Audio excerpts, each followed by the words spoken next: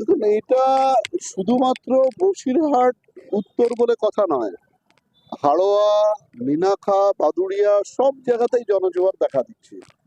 দেখুন, মানুষ মন থেকে তৃণমূলকে পরিত্যাগ করেছিল এবং বিজেপির প্রতি আকুণ্ঠ তাদের সমর্থন ছিল। কিন্তু তৃণমূলের সন্ত্রাসে তারা ভীত সন্ত্রস্ত ছিল।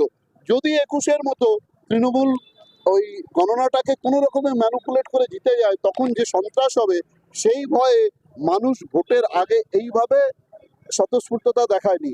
কিন্তু যে মুহূর্তে তারা ভোট দিতে পেরেছে মন খুলে, তারা বুঝে গেছে জয় নিশ্চিত।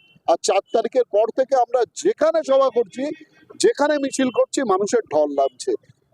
এইটা মন্ডল স্তর পর্যন্ত আমাদের হয়ে গেছে। এরপর আমাদের বুথ স্তর পর্যন্ত কর্মীরা অন্তত ২০০-৩০০ লোকের মিছিল বার করে দিচ্ছে। এরপর পাড়ায় পাড়ায় হবে, এরকম পরিস্থিতি সৃষ্টি হচ্ছে। এটা মানুষের উচ্ছ্বাস আছে।